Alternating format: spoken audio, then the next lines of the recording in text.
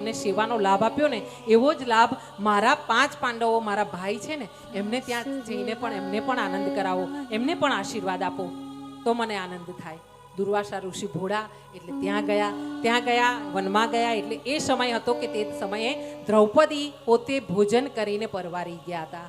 અને અહીંયા સૂર્યનારાયણની જ્યારે આહ્વાન થયેલું હતું, પૂજન કર્યું હતું દ્રૌપદી, અને ત્યારે તેને અક્ષય પાત્ર આપવામાં આવ્યું હતું સૂર્યનારાયણ દ્વારા દ્રૌપદીને. અને એ અક્ષય પાત્રથી આ દ્રૌપદી વનમાં પોતાના 5 પતિઓને જમાડતી. પહેલા કોઈ આવેલા મહેમાન હોય, કોઈ સંત હોય, કોઈ ભૂદેવ હોય, એમનું સ્વાગત કરતી, એમને જમાડતી. અને પછી છેલ્લે બચે એ અક્ષય પાત્રમાંથી પોતે જમતી.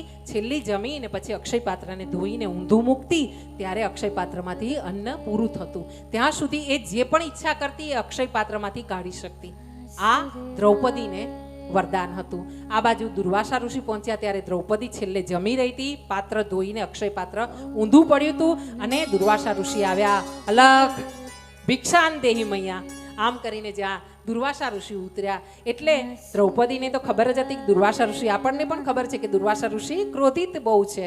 હા, અને ગુસ્સો આવે ત્યારે એ કયો શ્રાપ આપી દે એ કંઈ નક્કી નહીં. એટલે દ્રૌપદી ગભરાયા કે હવે જ્યારે આ સાધુ મહાત્મા પોતાના શિષ્યો સાથે, અસંખ્ય શિષ્યો સાથે આવેલા છે તો એમને ભોજન કરાવવા માટે શું કરશું. અને આમ વિચાર કરીને દ્રૌપદી ગભરાઈ છે. ત્યારે દુર્વાસા ઋષિએ કીધું છે, મૈયા ભોજનની વ્યવસ્થા કરીને રાખજો, હું નદીએ નીચે સ્નાન કરીને મારા શિષ્યો સાથે પાછો આવીશ અને પછી ભોજન લઈશ. આમ દુર્વાસા ઋષિ નદીમાં સ્નાન કરવા ગયા છે.